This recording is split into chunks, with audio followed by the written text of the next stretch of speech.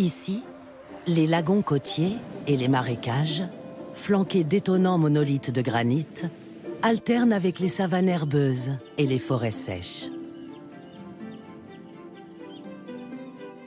Dans ce territoire de plus de 1000 km², ces différents écosystèmes constituent aujourd'hui le plus grand sanctuaire de vie sauvage du pays. Son incroyable biodiversité est protégée depuis 1938 avec la création du parc national de Yala.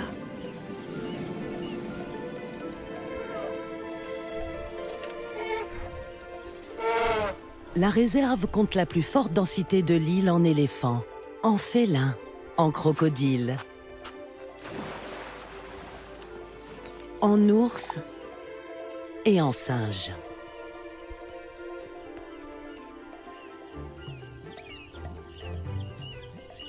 Sur cette côte semi-aride, les pluies sont rares et les périodes de sécheresse souvent longues. Pourtant, Yala regorge de vie.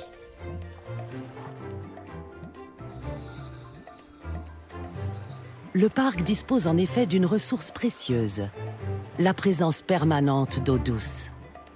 Elle permet à la végétation de rester verte toute l'année et aux animaux de prospérer en toute saison.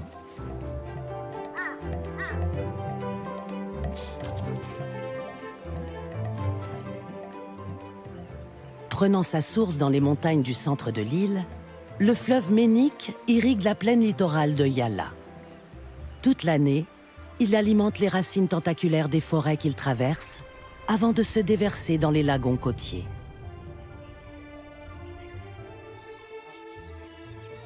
Mais cette artère vitale n'est pas la seule source de vie de Yala.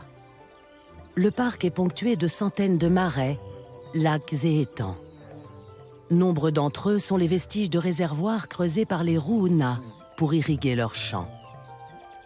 7 siècles après la disparition de cette civilisation, vieille de 2200 ans, sur ces terres retournées à la vie sauvage, les points d'eau subsistent. Au plus fort de la saison sèche, ils offrent une ressource essentielle aux nombreuses espèces animales. Outre l'aménagement de ces bassins d'irrigation, les rois Ruuna ont érigé plusieurs temples et monastères. Celui de Situlpawa a compté jusqu'à 12 000 moines à son âge d'or.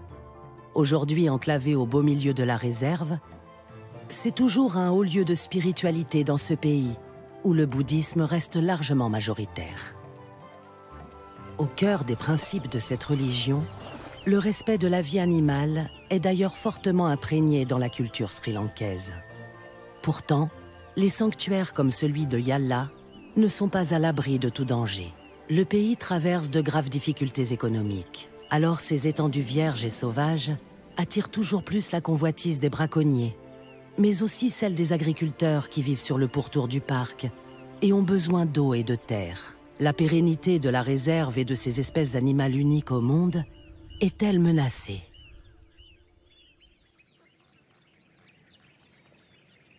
Cela fait des mois qu'il n'a pas plu à Yala. Mais les oiseaux n'ont pas déserté le parc.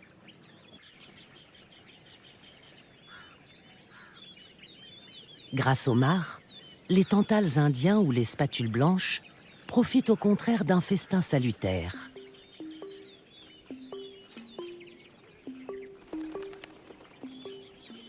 L'évaporation, due à la chaleur intense des dernières semaines, a fait baisser le niveau d'eau et augmenter la concentration en poissons.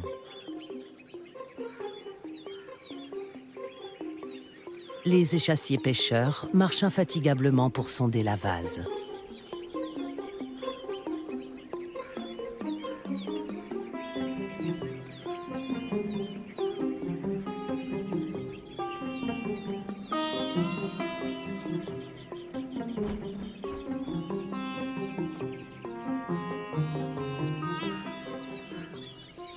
Les pélicans à bec tacheté se sont également invités au banquet. Chaque individu consomme près d'1 kilo de poisson par jour.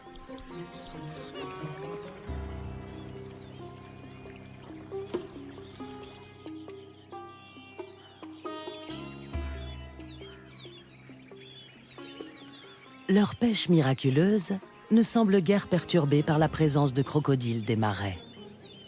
En cette période d'abondance, les oiseaux ne risquent pas grand-chose.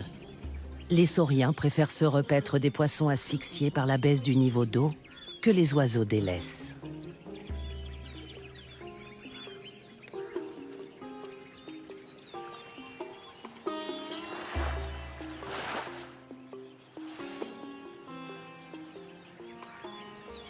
Les crocodiles remplissent ainsi une fonction de nettoyeur des eaux stagnantes, indispensable à l'équilibre écologique. Leur présence à Yala est un signe de la bonne santé de l'écosystème.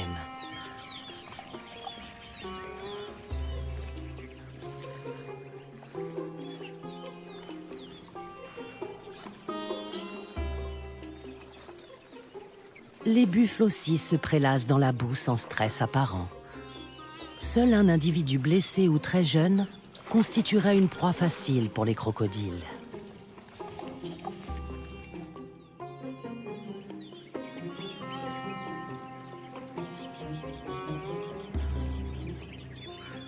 Les mares continueront à nourrir oiseaux et reptiles jusqu'à l'arrivée de la mousson, si elle ne se fait pas trop attendre. Car sous l'effet du changement climatique, l'arrivée des pluies salvatrices est de plus en plus tardive.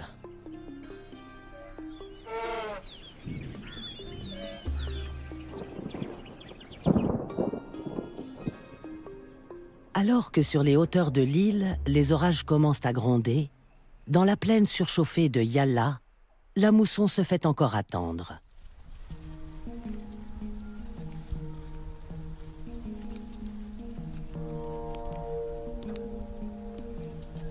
En quête de fraîcheur, cette fratrie intrépide de macaques atok, une espèce endémique au Sri Lanka, rejoint la mare pour une baignade improvisée.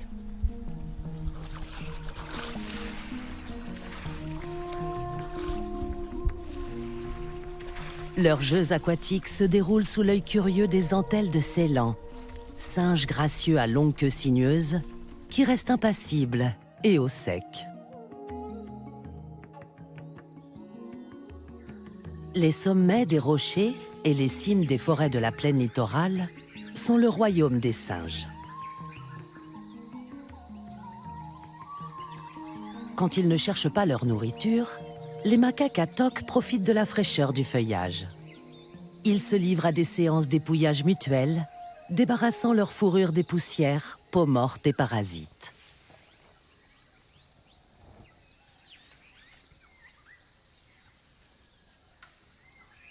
Pour ces animaux à l'organisation sociale très complexe, le toilettage représente une forme de communication tactile qui relâche les tensions. La douleur modérée produite en tirant les poils de la fourrure déclencherait la libération d'endorphines, apaisant le stress. Voilà peut-être pourquoi ces singes sont des compulsifs du toilettage.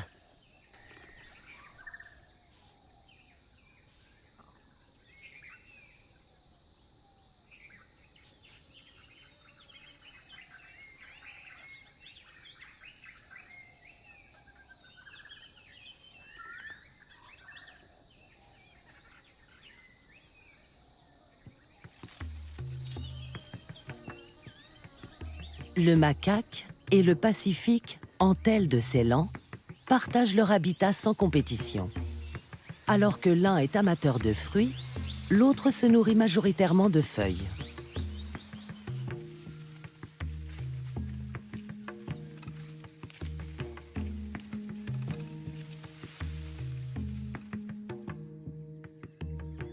Et pour entretenir des bonnes relations, ces deux voisins se livrent même à des toilettages interespèces.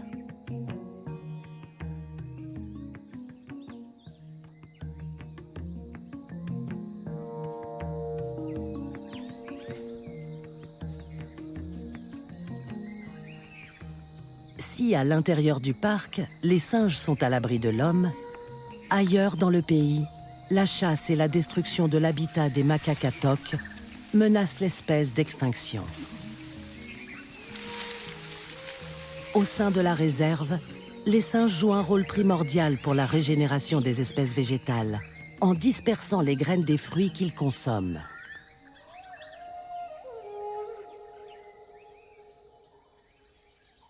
À Yala, un autre animal joue un rôle important dans le biotope, l'éléphant. La réserve compte 400 individus, un nombre élevé au regard des ressources alimentaires disponibles. Les éléphants du Sri Lanka, les plus grands en Asie, sont en recherche permanente d'eau et de nourriture. Ils ingurgitent entre 100 et 200 kilos de végétaux par jour, qu'ils choisissent parmi une centaine de plantes.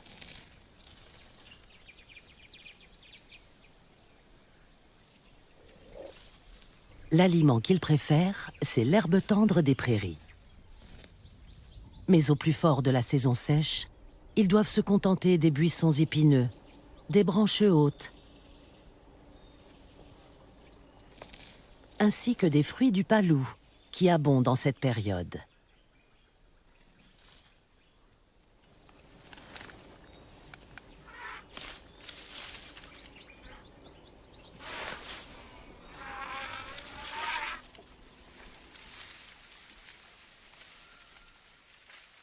Pour y accéder, ce mâle solitaire n'hésite pas à pratiquer un peu d'élagage.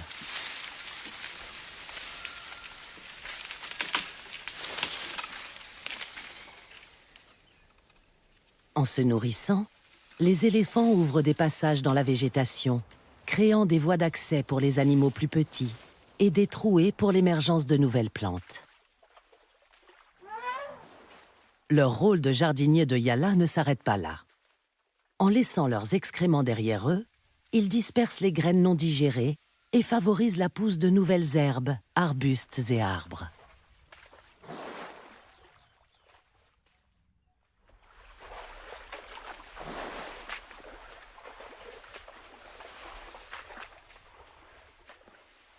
Cette femelle attend un bébé. Elle profite de la fraîcheur de l'eau et des herbes aquatiques avant de retrouver ses congénères, dont elle ne reste jamais loin.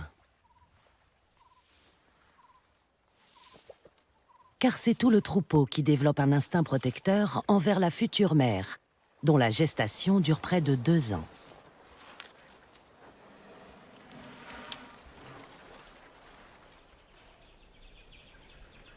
Si son développement embryonnaire est aussi long, c'est qu'à la naissance, le nouveau-né pèse déjà plus de 100 kilos et mesure près d'1 mètre.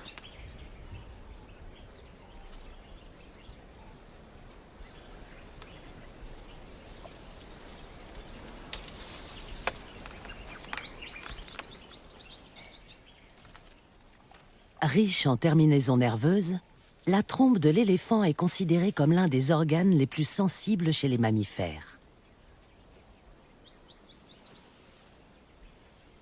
Elle est dotée de milliers de muscles qui la rendent aussi souple que robuste et fonctionne comme un membre à part entière. Utile pour détecter les odeurs, aspirer de l'eau, attraper de la nourriture ou manipuler des objets, la trompe est pour les éléphants une sorte de couteau suisse. Adapté au sous-bois, l'éléphant d'Asie est plus petit que son cousin africain. Ses oreilles aussi sont plus petites et il possède une autre particularité. Ici, au Sri Lanka, seuls 7% des mâles portent des défenses. Cette évolution, en probable réaction à une chasse à l'ivoire millénaire, aurait favorisé les lignées d'éléphants qui en sont dépourvues.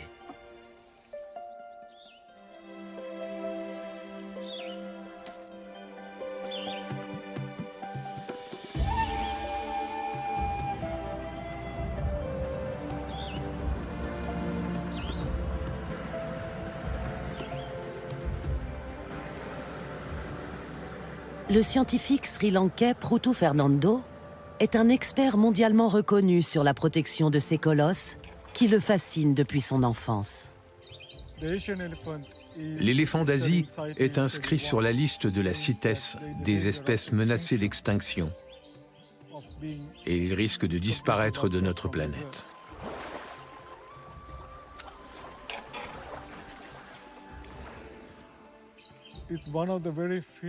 L'éléphant est l'une des rares espèces menacées qui cause autant de conflits avec l'homme. Les pachydermes sont attirés par les cultures, car elles ressemblent à leur nourriture habituelle, tout en étant plus nourrissantes. Donc, si on fait pousser des légumes et céréales dans une zone abritant des éléphants, ceux-ci vont venir les manger. Dans les années 1940, le Sri Lanka a créé un ensemble d'aires protégées pour offrir un refuge permanent à tous les éléphants du pays et qu'ils y vivent paisiblement. Et sur tout le reste du territoire, on a pu ainsi développer les activités agricoles sans problème avec les éléphants. Sur le papier, l'idée était simple et séduisante. Pendant plus de 60 ans, on a déplacé les éléphants vers ces sanctuaires et on a tenté de les y maintenir au moyen de clôtures électriques. Pourtant, 70% du territoire réservé aux éléphants est, dans les faits, partagé avec l'homme. Cette approche n'est donc pas défendable du point de vue biologique et elle s'est aussi révélée être un échec. Au Sri Lanka, l'extension des terres cultivées et irriguées est constante. Sur cette île, grande comme l'Irlande, 80% des 22 millions d'habitants vivent en zone rurale. Dès lors, les conflits entre hommes et éléphants menacent la survie des populations sauvages de pachydermes.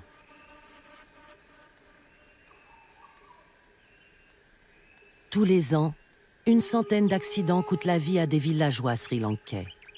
Et en représailles, ce sont près de 300 éléphants qui sont mortellement blessés ou abattus.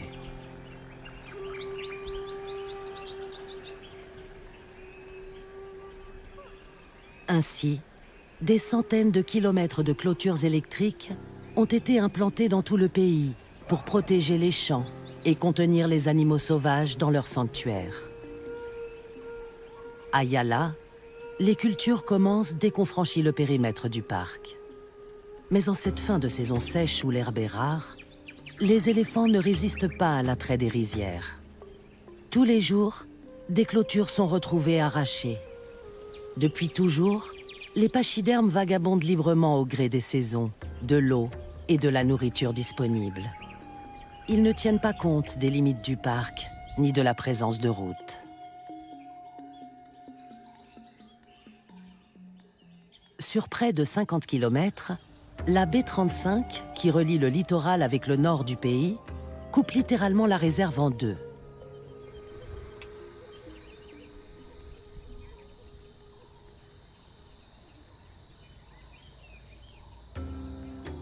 On l'appelle Elephant Road.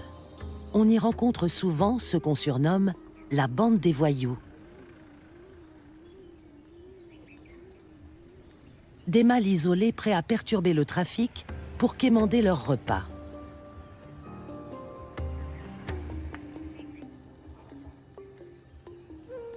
Les conducteurs locaux étant habitués à ces incursions, les accidents sont heureusement très rares.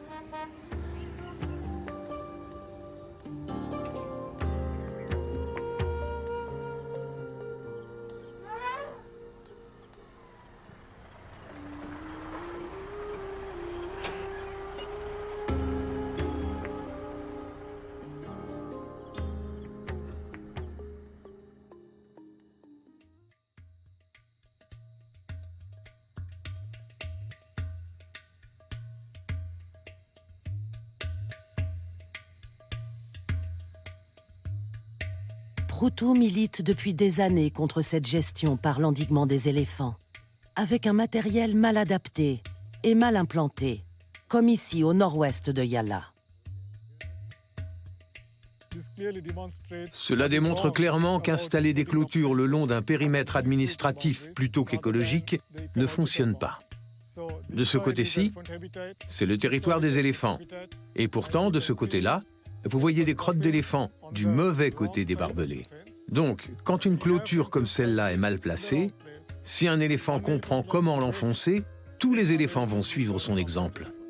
Et à terme, elle va s'avérer être totalement inefficace.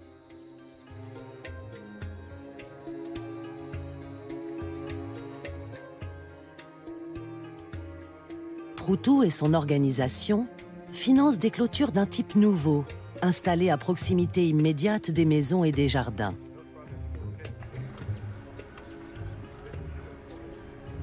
Les fils électrifiés sont suspendus, ce qui repousse les éléphants sans les blesser et les empêche de détruire la clôture.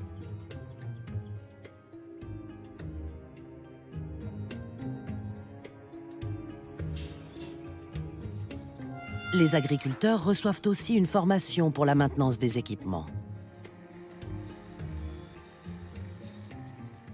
Ce sont les villageois qui entretiennent la clôture, bénévolement, et ils paient eux-mêmes les réparations. Ça ne coûte absolument rien à l'État. C'est un modèle non seulement très efficace, mais aussi durable. Dans ce village, il n'y a que de petites parcelles. Autrefois, les gens n'osaient rien cultiver car les éléphants venaient tout manger. Mais depuis l'installation des clôtures, ils ont remis en place leur culture et gagnent même de l'argent grâce à la vente de leurs produits. Pour les gens d'ici, le fait d'installer une clôture comme celle-là les amène à accepter l'idée de vivre avec les éléphants du parc. C'est la condition d'une cohabitation pacifique qui existe sur cette île depuis des millénaires.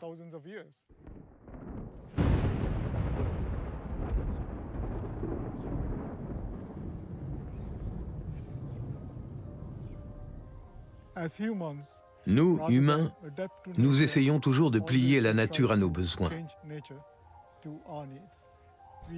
Les éléphants peuvent nous aider à comprendre qu'il nous faut aller dans le sens de la nature, plutôt que de la combattre systématiquement.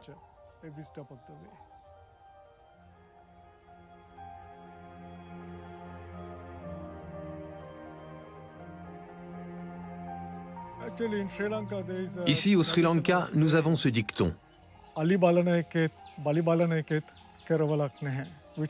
Ça veut dire, regarder les éléphants, c'est comme regarder couler une rivière. C'est un spectacle sans fin.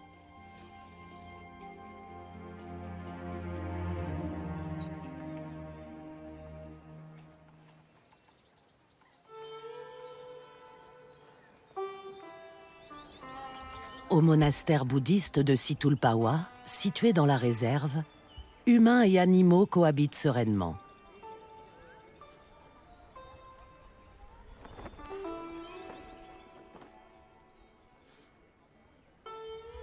Outre les nombreux pèlerins, les religieux reçoivent régulièrement la visite de certains animaux sauvages, comme ce grand éléphant que le moine supérieur, le vénérable Emaratana Thera, accueille en voisin depuis sa terrasse.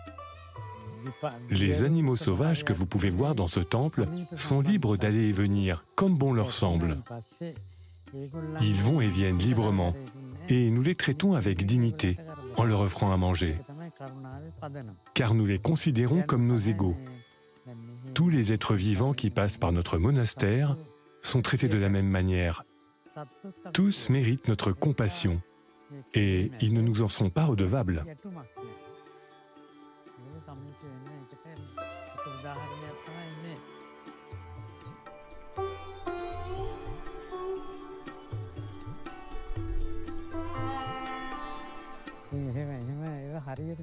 Il n'est pas rare que certains moines croisent le chemin de léopards ou d'ours alors qu'ils se retirent pour méditer.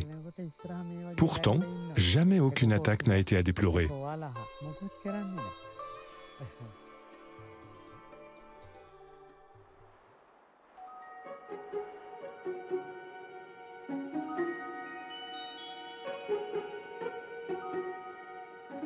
Au cours de son histoire géologique, l'île de Ceylan a été rattachée puis séparée du sous-continent indien.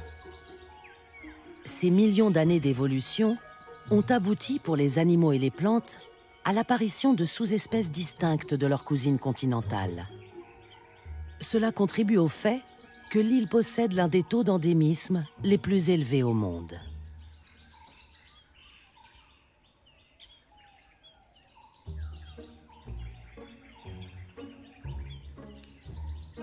En cette saison printanière, où les fruits du palou arrivent à maturité,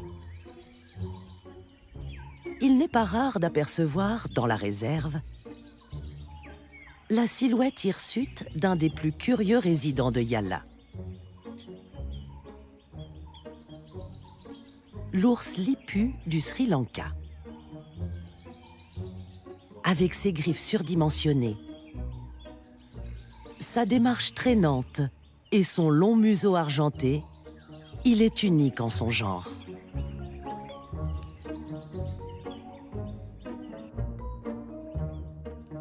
Zaineb fait partie de la Fondation environnementale du Sri Lanka. On trouve des ours lipus en Inde, au Népal et au Bhoutan. Mais ceux qui vivent ici appartiennent à une sous-espèce endémique au Sri Lanka.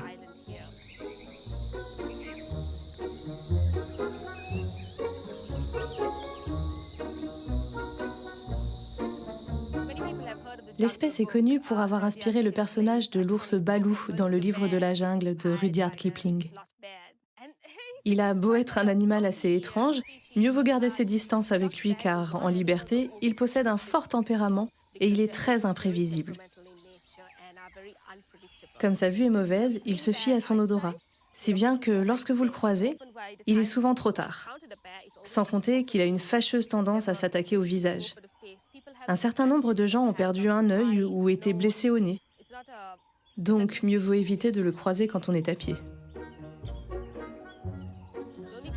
Les seules fois où on peut les observer en groupe, c'est quand une mère élève ses petits. Les petits vont rester avec elle pendant une période comprise entre 1 an et demi et 2 ans et demi, selon nos estimations.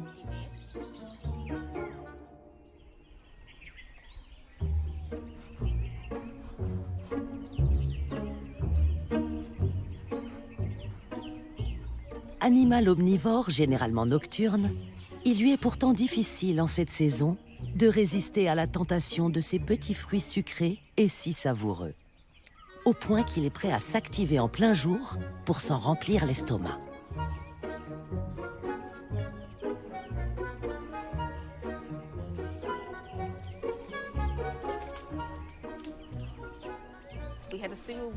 Nous avons traversé 30 ans de guerre civile, pendant lesquelles les activités de recherche ont été réduites.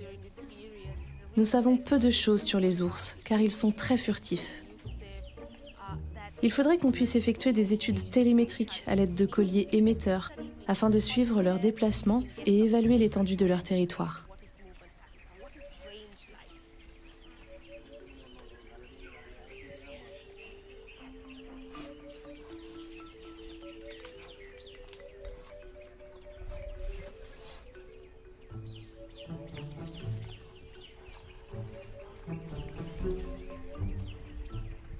Comme tous les ours, il mange aussi bien des végétaux que des protéines animales.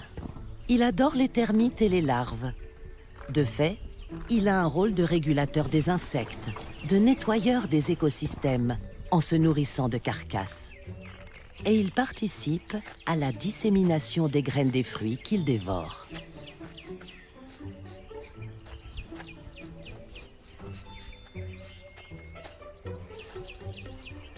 Yala est un lieu privilégié pour l'observation de l'ours lipu du Sri Lanka, qui, avec son air cocasse et son extrême agilité, est l'un des animaux préférés des visiteurs. Mais bien que les revenus du tourisme contribuent au maintien de la réserve, les biologistes s'interrogent sur les conséquences d'une telle affluence dans le parc. Dès le lever du jour, des véhicules d'observation s'agglutinent parfois autour des animaux. Ce comportement pourrait représenter une gêne pour la faune sauvage, sans oublier les routes et les hôtels apparus aux portes de la réserve.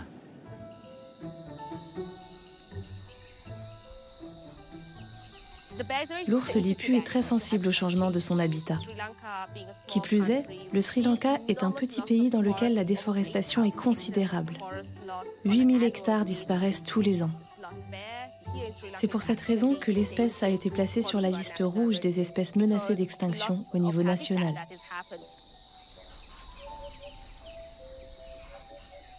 Les animaux ont un rôle et une place dans les écosystèmes. Je ne peux imaginer un monde sans biodiversité ou sans animaux, car ça créerait des déséquilibres en cascade.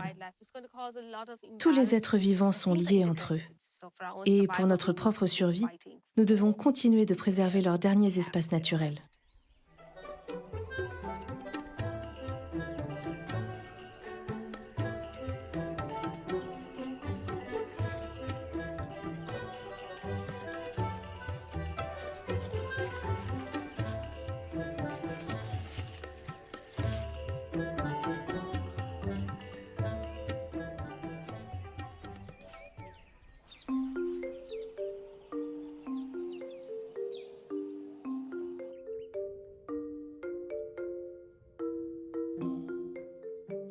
À Yala, la diversité des biotopes explique la présence de 215 espèces d'oiseaux sauvages. Le parc est une zone ornithologique majeure du Sri Lanka.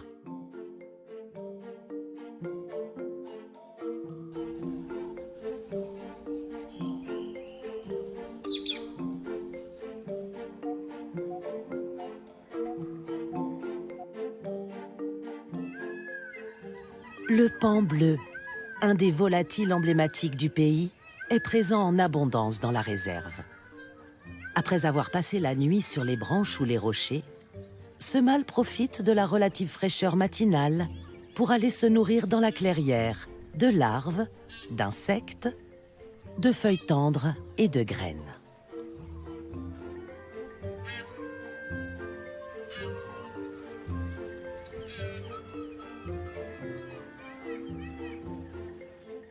L'oiseau aux couleurs chatoyantes, domestiqué par l'homme depuis l'Antiquité, est capable de voler pour se percher et voir arriver les prédateurs.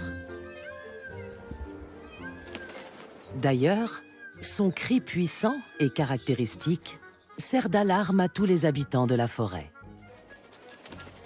En ce printemps, c'est la saison des amours. Après sa collation, il est temps pour le mâle de se lancer dans un ballet nuptial et attirer l'œil des femelles. Malgré leur air indifférent, elles ne semblent pas insensibles ni aux couleurs, ni à la danse syncopée de leur potentiel partenaire.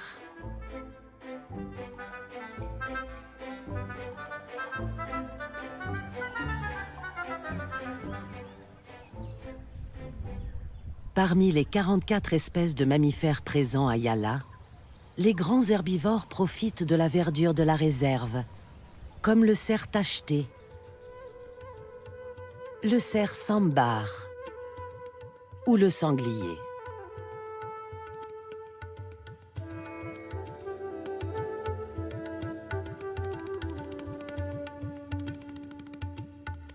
L'unique grand prédateur de l'écosystème sri-lankais, le léopard de Ceylan, est le premier à profiter d'une telle diversité de proies.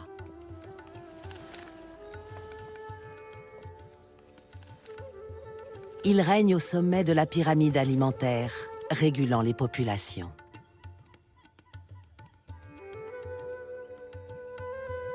Combinaison de grâce, de force et d'agilité, ce félin aussi discret que redoutable a ainsi fait de Yala son royaume, avec pour trône les rochers d'où il aime contempler son domaine.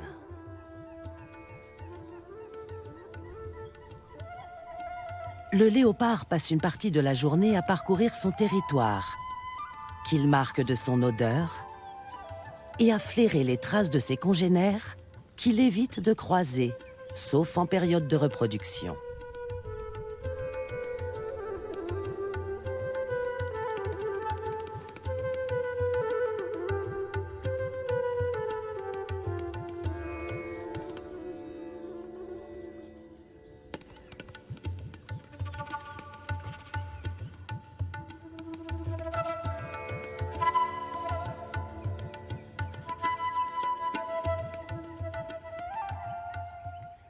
Cette femelle adulte élève toujours ses deux juvéniles, qui bientôt vont aller vivre leur vie de célibataire, chacun de leur côté. Avec une quarantaine d'individus, le parc compte une des plus fortes densités de léopards au monde.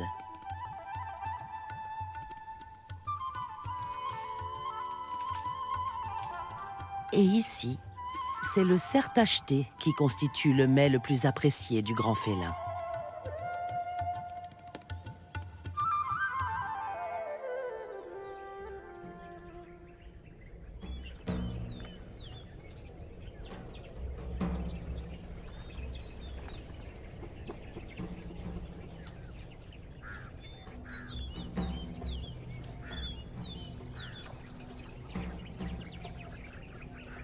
Il fait si chaud en cette fin de saison sèche que la soif le pousse à se rapprocher des mares. Et là, mieux vaut rester à distance des autres animaux qui fréquentent le point d'eau, en particulier ces sangliers ou ce buffle sauvage.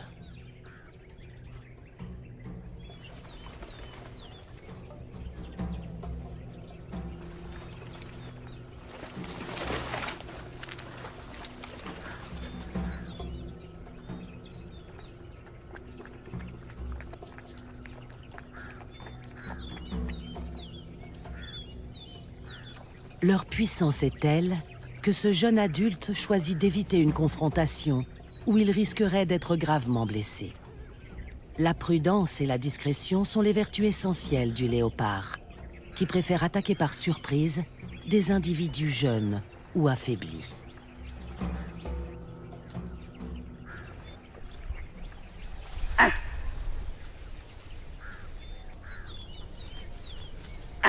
Mais sa présence dans la jungle est parfois trahie par les vigies en haut des arbres, les entelles de Ceylan. Alors que les cerfs sont venus se régaler des fruits qu'ils ont fait tomber à terre, les singes les alertent par leurs cris. Il existe une alliance tacite entre ces deux espèces, qui toutes deux craignent le félin, capable de surgir à l'improviste d'une branche, d'où il aime guetter ses proies.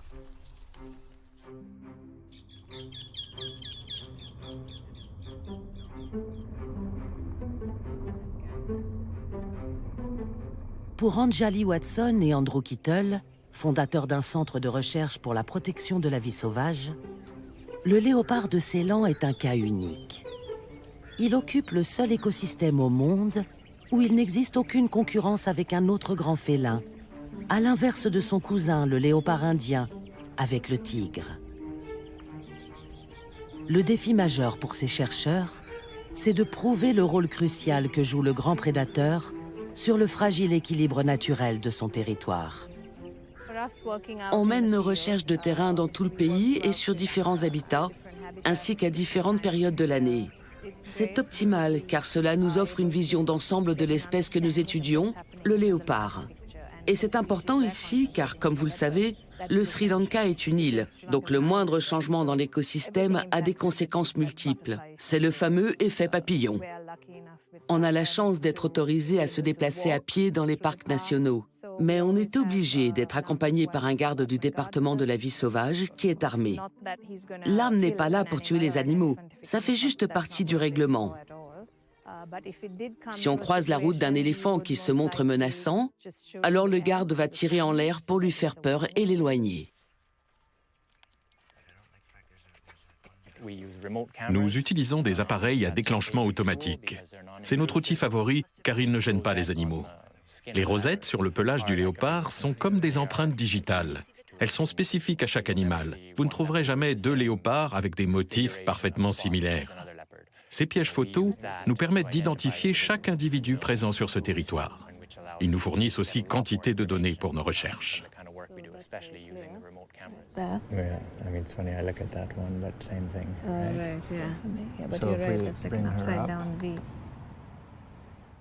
Notre objectif principal est d'évaluer la situation de l'espèce au Sri Lanka, savoir combien ils sont, où ils se trouvent, les menaces qui pèsent sur eux et estimer leur viabilité à long terme sur ce territoire. Au Sri Lanka, depuis très longtemps, c'est le prédateur principal. La présence de léopards évite aux espèces qu'ils consomment de croître de manière anarchique au Sri Lanka. Donc si les félins venaient à disparaître, ces populations se multiplieraient de manière inconsidérée. Elles consommeraient plus de plantes, ce qui aurait un impact sur la végétation. Tout l'écosystème s'en trouverait bouleversé. Et si les conséquences sont difficiles à prévoir, elles pourraient être dramatiques. Ce qui préoccupe les scientifiques, c'est l'isolement des différentes populations de léopards au Sri Lanka, favorisant le risque d'anomalies génétiques par manque de diversité au sein de l'espèce. Le léopard fait face à de nombreuses menaces. Le maintien d'une population viable nécessite qu'on ait au moins 500 animaux en âge de procréer qui se croisent et se fréquentent. Le problème, c'est que les aires protégées forment aujourd'hui des poches isolées, souvent sans aucun passage entre elles. Pour éviter d'avoir des groupes isolés sans brassage génétique, nous préconisons de reconnecter les différentes réserves entre elles. On doit aussi mieux comprendre comment les animaux se déplacent de l'une à l'autre. Enfin, nous voulons garantir que ces couloirs seront préservés sur le long terme dans ce pays où 80% des habitants vivent en zone rurale. Il est impératif pour nous de comprendre comment les léopards évoluent sur leur territoire et où ils sont le plus souvent, avec l'idée de concentrer nos efforts sur ces zones, car nous n'avons ni le temps ni les moyens de faire un suivi à grande échelle. Et comme le léopard est une espèce clé de voûte, au sommet de la chaîne alimentaire, Le protéger a des conséquences bénéfiques sur les autres espèces.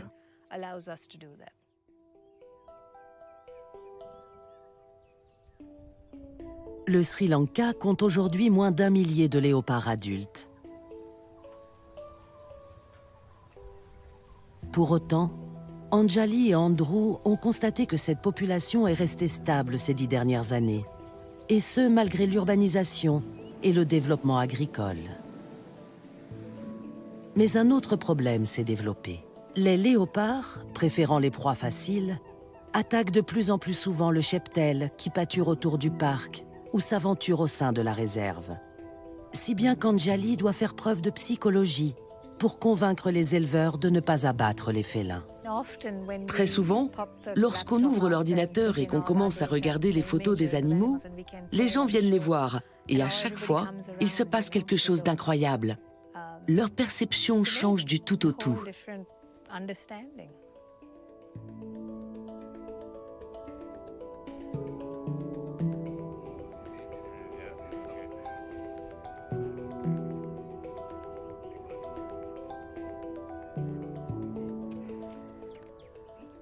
Cela fait maintenant plus de 20 ans que l'on travaille sur cette espèce, donc nous commençons à bien connaître son comportement. Lorsqu'une femelle a des petits en bas âge qui ne peuvent pas se déplacer, elle chasse des proies de petite taille et leur apporte pour les nourrir. Mais le problème, c'est quand elle s'en prend au bétail.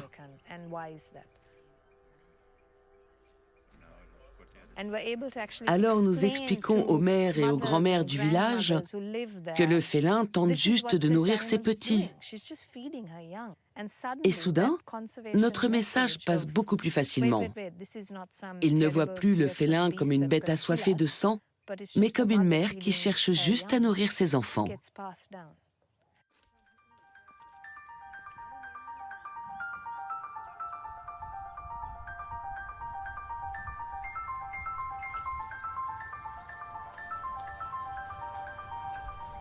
Leurs années de recherche ont amené les 2 scientifiques à mieux comprendre la place unique qu'occupe le léopard dans le paysage sri-lankais.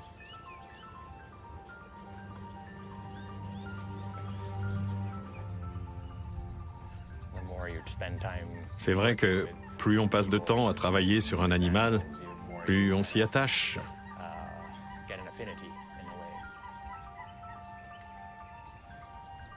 Effectivement, il y a plein de choses qui sont frappantes chez le léopard. C'est vraiment une espèce étonnante. On dit toujours, qu'importe le nombre de léopards que tu auras croisés dans ta vie, tu ressentiras toujours un frisson quand tu croiseras le prochain.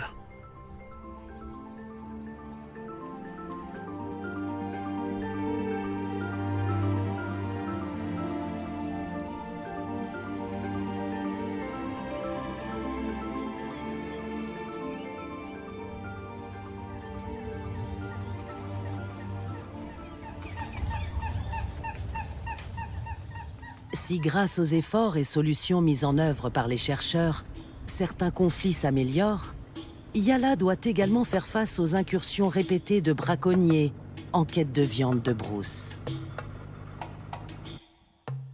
Le parc a armé des équipes de rangers qui patrouillent sa très grande superficie.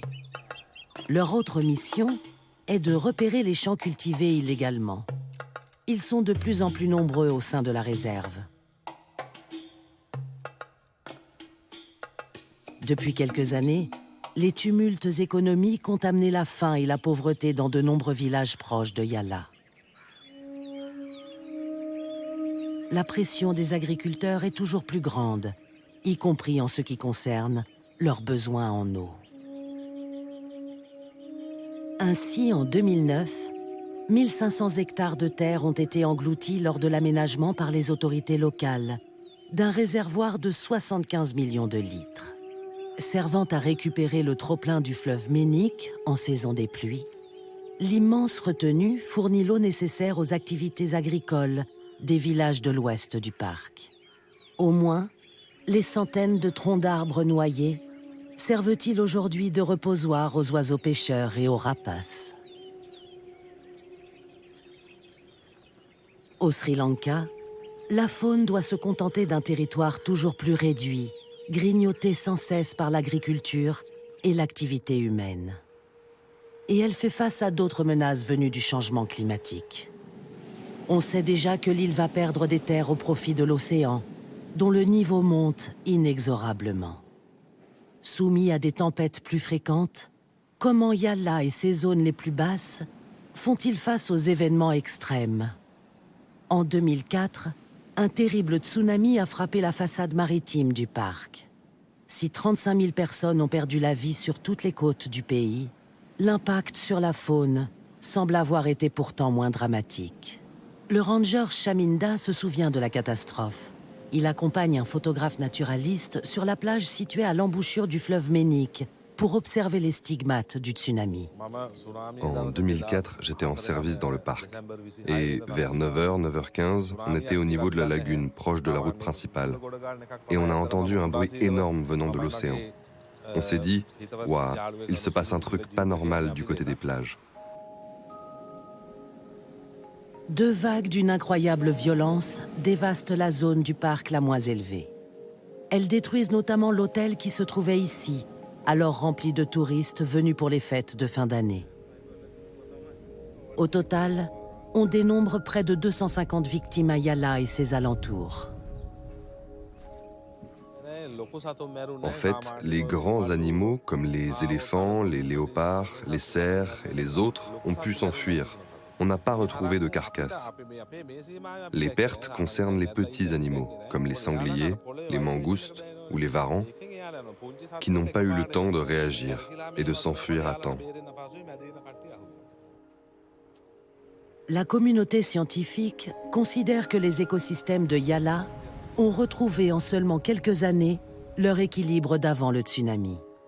Grâce à ces lagunes et ces dunes naturelles qui ont joué un rôle protecteur crucial en limitant l'inondation de la réserve.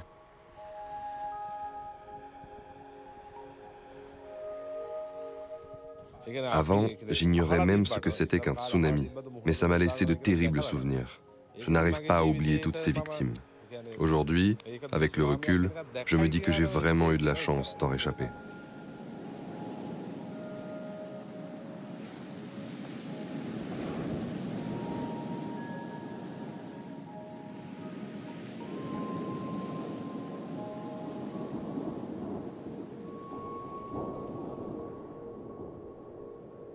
En ce début du mois de mai, les prémices de la mousson commencent à se faire sentir sur le sud-est de l'île Nation, avec ses premières pluies salvatrices pour tous les êtres vivants de Yala.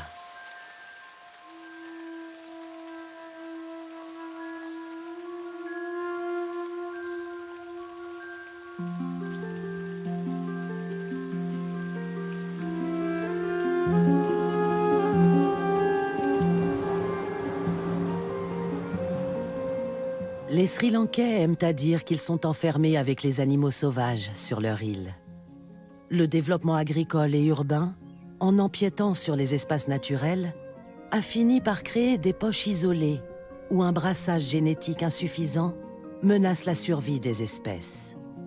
Et dans ces espaces réduits, les animaux n'ont pas accès à toute l'alimentation dont ils ont besoin. Se rabattant vers les cultures ou en attaquant le bétail, la faune sauvage se retrouvera à l'avenir toujours plus en conflit avec les humains. Nous avons toujours de nombreux animaux sauvages, des éléphants et un félin, le léopard. Alors, comment les faire coexister avec les humains? Les différents programmes de recherche qui sont menés démontrent qu'il faut intensifier nos efforts, car les perspectives sont inquiétantes, avec un déclin de la biodiversité et du nombre d'espèces. Maintenant, mieux on comprendra cet écosystème, mieux on pourra le protéger. Le parc national de Yala, toujours plus convoité par le tourisme, reste l'un des derniers grands sanctuaires pour la faune sauvage de l'île. L'enjeu aujourd'hui est d'aménager des corridors écologiques pour le relier aux autres aires protégées du Sri Lanka.